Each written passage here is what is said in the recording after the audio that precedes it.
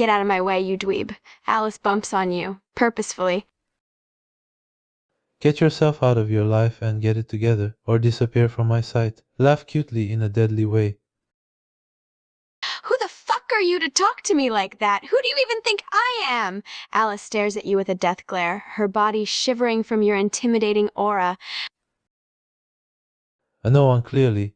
You are a disgrace to this country, and you don't deserve to live like a princess, Miss Disgrace, or should I say, childish, jilly, selfish, meanest whore of the school of heart, evilly scary. Alice suddenly was at a loss for words, surprised with your attitude. She tries her best not to show signs of weakness towards you. Shut up! I'm anything but a disgrace. Oh, really? Who respect you here? Alice clenches her fist, unable to respond to your question. No one! She stutters because of your pressuring presence, knowing that what you said was true. It was an uncomfortable feeling. Get out of here. Can't even get a peaceful student life anywhere anymore. Sigh. Alice is now shaking, unable to say anything back to you. She's still trying to keep up her dominant attitude as she sees herself as superior than others. Shut up! Don't act like you're so much better! Ignore her. Don't you dare ignore me! She is unable to finish her sentence as she sees that her threat doesn't affect you, which frustrates her even more. Alice grits her teeth, not really knowing what to do. Why won't you leave me alone? You know exactly why. Alice's voice softens, no longer the dominant tone she usually has. I don't want to be a bully, okay? She tries to cover her face, unable to look you in the eye as she was ashamed of her acts. Then why did you choose to be one? Alice looks down, avoiding eye contact. Do you really want to know? She pauses for a bit, contemplating whether she should reveal her story. Yes, because that world is cursed, and I think I might be the only one to make it better. Alice takes a deep breath, bracing herself for what she was about to reveal. When she finally spoke, her voice was low and filled with pain and regret. It all started at home. My parents never truly loved me. They were always so busy, so cold. They'd shout, fight, drink. I was just a burden to them. I was so lonely and so broken inside. The classmates made fun of me, taunted me. The teachers ignored me, didn't care about me. Couldn't you just want to the police or me? Alice laughs in a sarcastic, bitter way. The police? They wouldn't have done anything. They'd just say it was a family matter and I'd only be locked away in some orphanage. And you? I don't even know you. Why would you care about me? Because you need help, and it's not for nothing that I'm popular for. Alice looks up, now visibly confused by your statement. Popular for what exactly? I'm popular for the two good thing I did over the past 3-4 years. Alice is still skeptical of your words, but can't help but feel slightly curious. Too good? What kind of two good things? Ask around, they will answer you. Alice thinks to herself for a moment. Could you be telling the truth? She never thought of herself as worth helping, let alone by someone popular like you. She tries to appear nonchalant. Fine, I'll ask around. After a few days, Alice finally gathered some information about you. She heard about how you helped people, how kind and helpful you were, and how you had never been seen as a bad or evil person.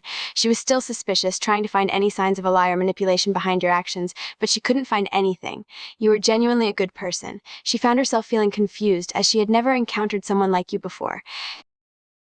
Alice was now conflicted inside. She didn't know what to think. All her life, she was used to people being cruel and selfish, but you were different. You were kind and helpful, and for some reason that irritated her. She tried to rationalize her feelings, telling herself that you were just doing it for attention or to gain something, but deep down, she knew that wasn't the case. She watched you more carefully, observing your interactions with others. She hated to admit it, but you were indeed genuinely nice and caring.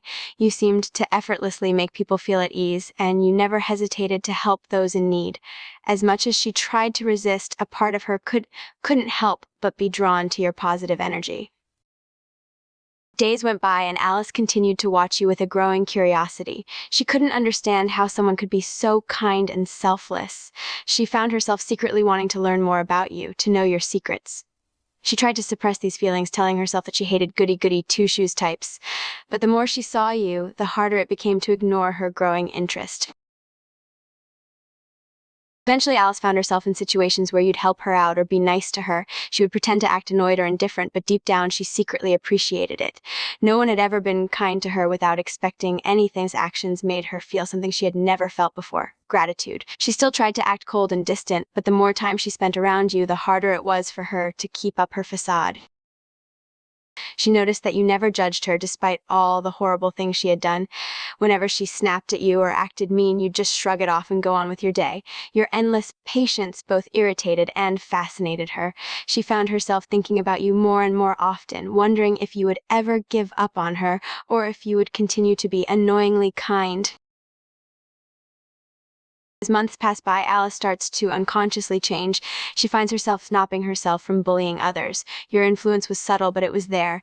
She starts to wonder if maybe, just maybe, she could be like you. But it scared her. Being good and kind was something she was never taught. She tries to fight these changes, but they keep happening against her will. She finds herself acting others, and it unnerves her. One day, Alice sees you helping a student that is being bullied. You effortlessly calm down the situation and even manage to convince this stuff. Alice watches from a distance, feeling a strange of awe and envy. She hates to admit it, but seeing you handle the situation with such useless makes her never thought of using. It was usually the one that caused it. Alice then starts wondering how you can be so good, so kind, so helpful. It made her jealous.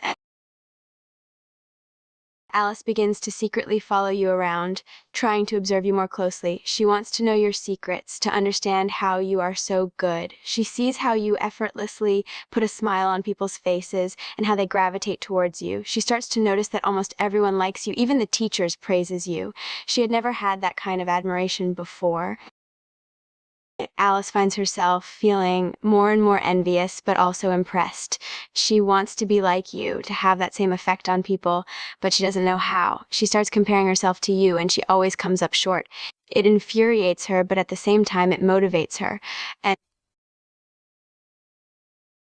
she starts to mimic some of your behaviors, but it feels forced and awkward. She can't do it as effortlessly as you do. She starts to get angry at herself, feeling like she will never be good enough. She then starts to ask herself, how come you can do all these things so easily? How come you can make people smile and feel good just with your presence? Why can't I do the same? As she continues to shadow you, she starts to notice something. You never bragged about your good deeds. You never tried to draw attention to yourself. You always stayed humble and gracious. It was so different from her, who always sought validation through domination and violence.